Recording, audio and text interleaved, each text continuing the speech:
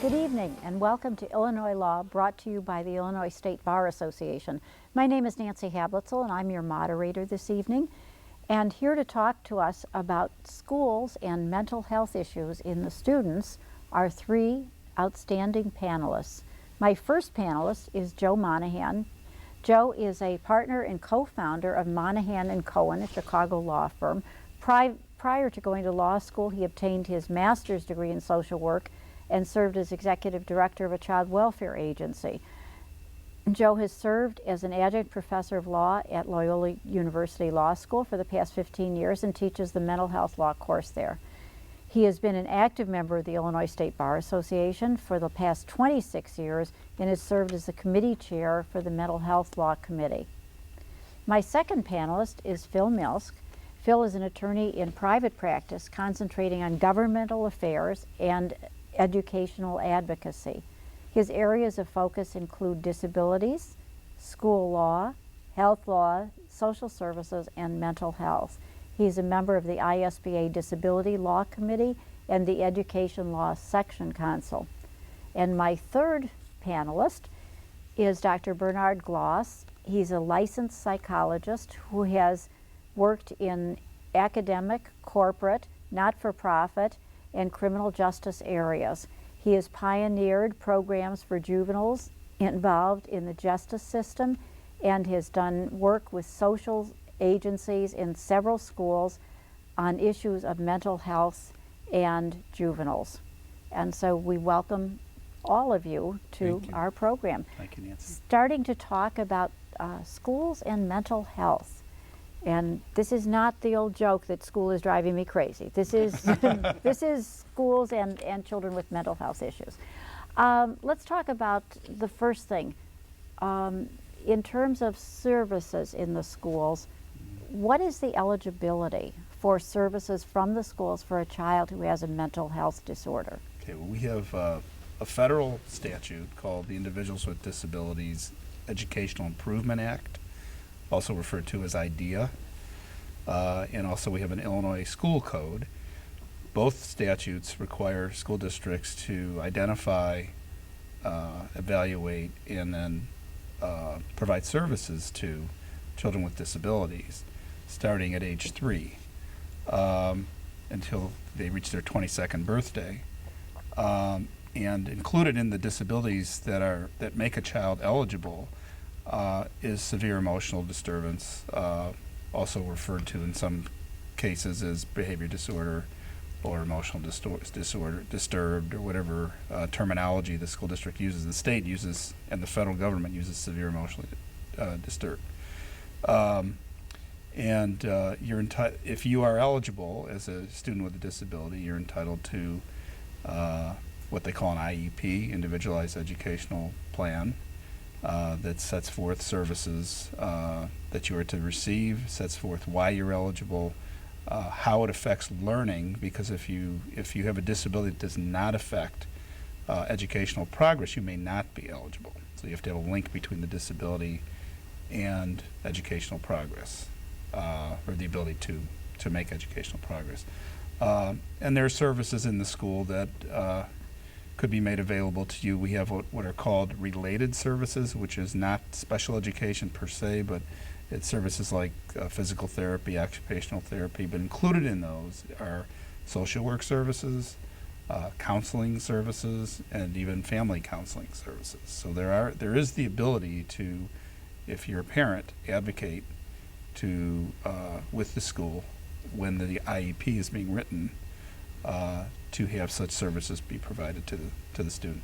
And I hear in there a bunch of different terminology. So I'm going to ask Joe, I hear these names, social worker, caseworker, or whatever. Who are all the people who are going to be providing services, and what's the difference among them? You know, under the regulations, the state regulations, there have to be certain professionals involved to develop this individualized educational plan. There has to be a social worker. There has to be input from a nurse. There has to be a speech and language evaluation if one is needed. Physical therapy, speech therapy, occupational therapy. All of these different professionals have to be available in order to assess and determine what the school has to provide. Another acronym that we use in the field is a free, appropriate public education, FAPE. And free means no money. Public means private and public. If your son or daughter needs special services and the public school system is not able to provide them, the school district has to provide a school, even if it's a private school. Education means more than reading, writing, and arithmetic. It means mental health services if it's necessary for the child in order to learn. It means putting them in the least restrictive environment that they're able to learn for their particular thing. So I think it's important for parents and guardians to really learn their rights. And the State Board of Education has a wonderful website. It has booklets that are available for free to educate. The school districts, by law, have to provide information to parents, and they have to go out and look for children who are in need of special services. So don't be afraid to go and ask for help through your local school district. And just suppose you have a child who you think might have mental health needs in school for whatever reason. Who's going to do the diagnosis? Well, this is not a small issue. I think when you look at the entire spectrum of students in school from preschool to college, people are reporting an increased number of students who are coming in that have some mental illness. We know in the disability area from government reports about 14% of students at any level have some kind of disability. But we're also finding out when people have looked at the amount of mental health issues, now maybe 6 or 7% of them are severe and require some really specialized intervention. But beside those, there's another 40 to 50% who are presenting with some type of mental disorder in the school. That's almost 1 out of every student probably has some issues that would benefit from some intervention. This is not a small number, and these numbers are not getting smaller, and they don't decrease as you go up the educational ladder. There are estimates that at community college, 50% of the students are presenting with some type of mental health disorder. Doctor, as I've been in the field for a long time, I noted that oftentimes parents didn't want to have their child labeled as a special ed student. The talk about having a student labeled as being mentally ill can have real severe impact on their peer relationships, on their expectations that teachers have.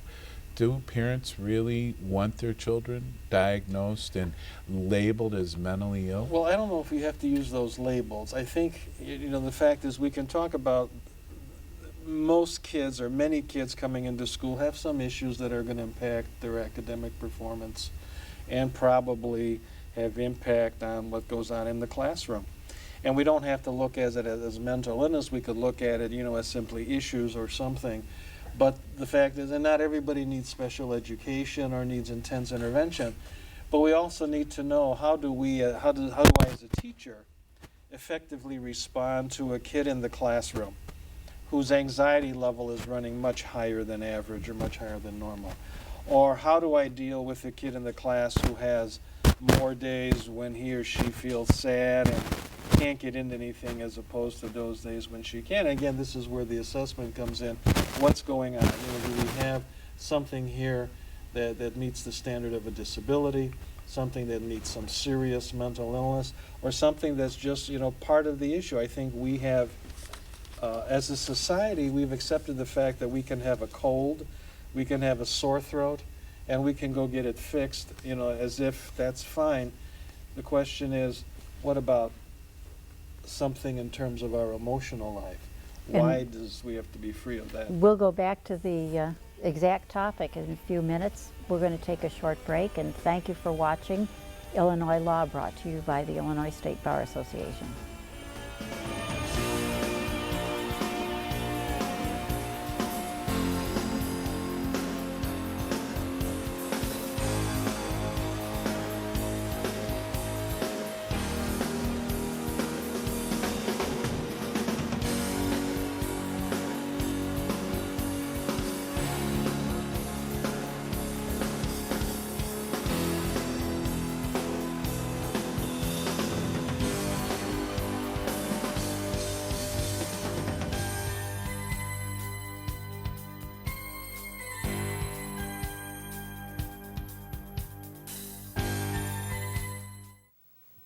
Tyler. Bye-bye, Tyler. Dear, it's time for serious talk. Oh? About my daycare. When I started out, it was just to help the neighbors. But lately, it's getting to be a real handful. I need some help. What can I do? I need advice on more space, a loan, What about incorporating? and insurance. Wait, I know who we can call. Times like this require sound advice. Your lawyer can help. A message from the Illinois State Bar Association. It's your fault! Over and over, It's our problem! Leave me alone! Shut up! Out! time and again, No! Drive me nuts! Shut up! You're the dumbest generation after generation. I hate you! I hate you too! Isn't it time we stop the cycle? Now, I hate you! I hate you! stop adult violence. Teach kids peace. A message from the Illinois State Bar Association.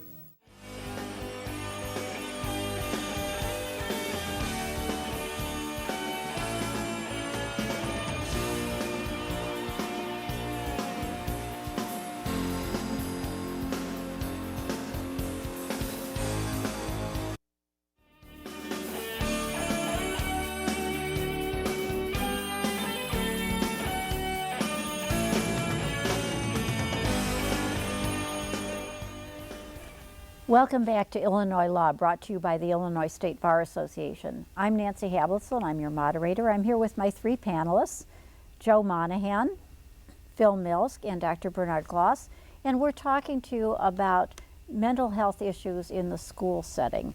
We were just talking before the break about some of the issues that come up in this setting. Do you want to pick up on that again, Dr. Well, Gloss? I think given that we have all levels of impairment, but we have a large number of students who come with at least something that probably would benefit somehow, even from the teachers being more aware of the fact of what's going on within their students. There's a wonderful book that came out by Janet Bluestein called Creating Emotionally Safe Schools, and where she talks about creating an atmosphere in the school that's positive, that's growth-oriented, and these kind of things are helpful not only to the kids who have some serious issues, but they, in a sense, prevent things from getting worse or things from getting started. So I think it's important to diagnose and treat, but it's also important to create a climate within the school that is positive, that's uplifting, that's reinforcing, and that tries to build bridges among students and be helpful. Yeah, I would agree with that. I think that part of what makes a program of services successful is the community that you're in, the environment that you're in. Mm-hmm. And so often we see kids being ostracized for being different or acting differently or having outbursts occasionally or getting angry or being depressed, or, as you say, not being sad, coming to school being sad, not responding, not doing work, not wanting to come to school.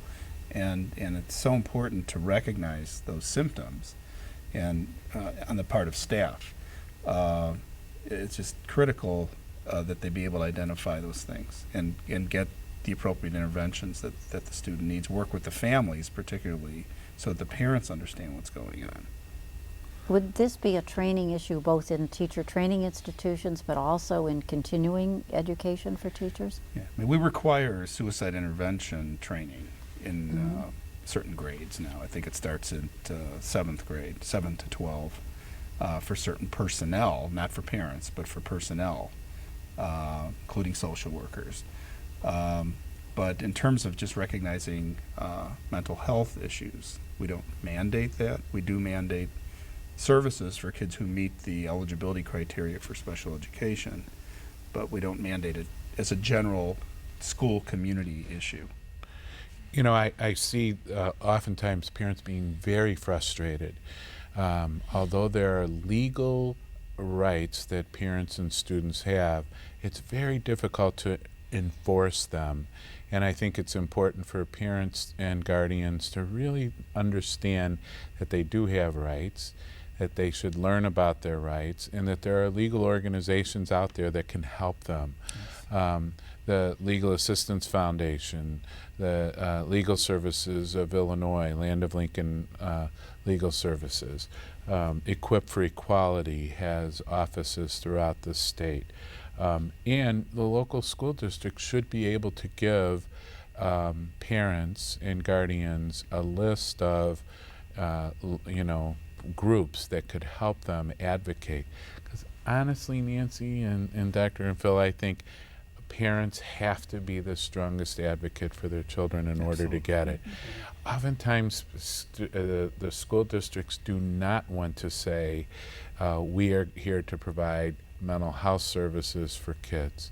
And they're not a mental health center, I'm not suggesting that, but there are ways, strategies, and interventions that the schools can act to help kids who really need mental health services. And it's appropriate to get them through the school, in my opinion. And is it also possible that the school doesn't want to say to the parent, your child has mental health issues? Yes. Well, I think the doctor said it correctly. It's more how you characterize it. Yeah. Not so much saying that your child is mentally ill, but saying, your child has some issues they need to deal with. I'm sure if a parent has been observant, they've seen those issues too.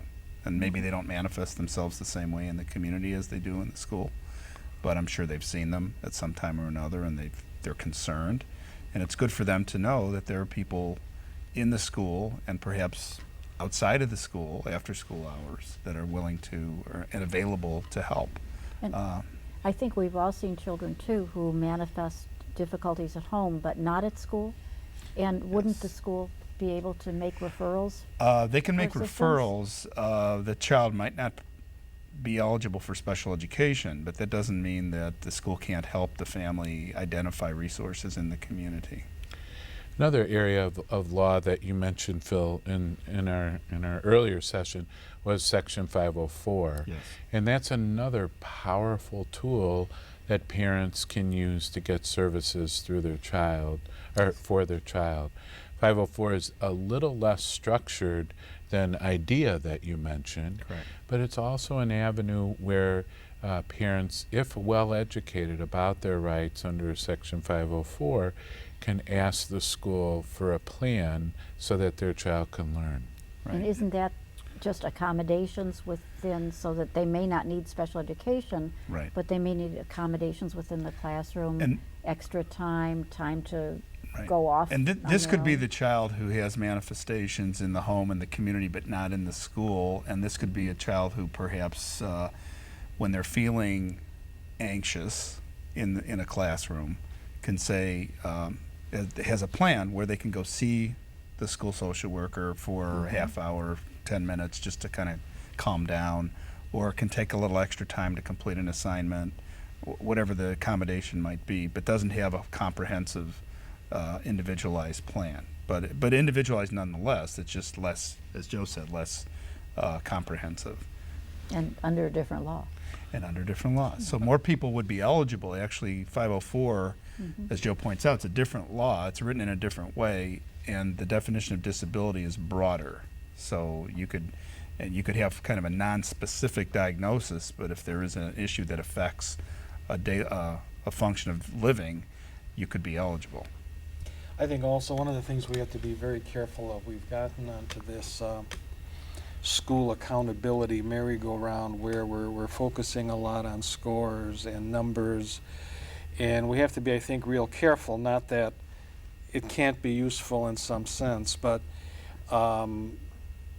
we're talking about educating the whole child, and that means more than just the traditional classroom instruction. Sometimes we need to take time out in the school day and just talk. Just build a sense of community in that classroom.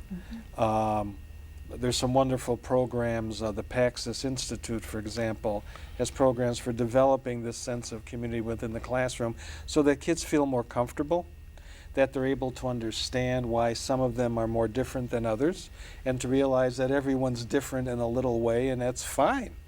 And we, I think, have this societal issue that everyone is perfectly normal, and then we have this fringe of people who have medical, mental health, and disability issues.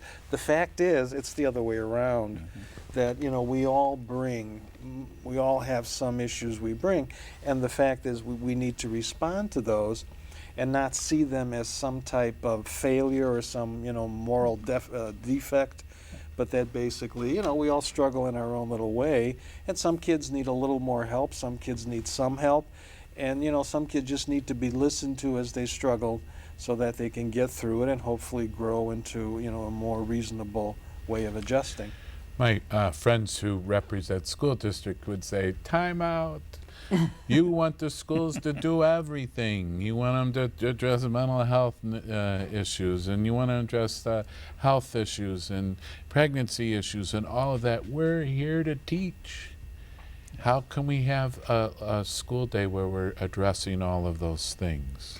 I don't think it's a question of time. I think it's a question of strategy and emphasis. And the thing is, we're teaching whole human beings. And as a result, we need to make sure we're teaching them other things. We have kids coming to schools that have horrible social skill deficits. They don't know how to interact. They can't even introduce themselves. And yet these are impediments for their future. They're not going to get a job if they don't have pride in themselves, if they can't introduce themselves, if they can't look at someone and make eye contact. These are some basic things that don't eat up a lot of time. But the fact is, we can't just let them go away, because everything else that goes on in this school will not happen the way people want it to happen if these other things don't happen. It doesn't mean a lot of time. It just means some effort, and not just in the classroom. It means, how does the school operate as a unit? How do teachers treat each other? How do staff treat each other? How do they model behavior for the kids? And it's that atmosphere that I think is very helpful in trying to help kids struggle with some of these basic things. How do I get along? And if you don't resolve those, Patricia Wells has done some studies in behavioral interventions, and 60% of the class period can be wasted in just getting things going and just dealing with behavioral issues. If you don't resolve them, you lose time to do the other stuff anyway. I'm glad you brought up the issue of, if you get out of school, you're going to have a hard time getting a job and things like that. We have a requirement of transition services in the schools for kids who are 14 and older, mainly high school kids. And if they don't deal with these emotional issues and these mental health issues in the school, they're not going to be able to function in a job or in a institution of higher learning or another adult activity very well. I want to thank all three of you. We could go on forever. This is a wonderful topic, and we may have to do another show. But I thank you, Joe Monahan, Phil Mills, Dr. Bernard Gloss, and thank you for listening to Illinois Law, brought to you by the Illinois State Bar Association. My name is Nancy Hablisel, and I've enjoyed having you for this program.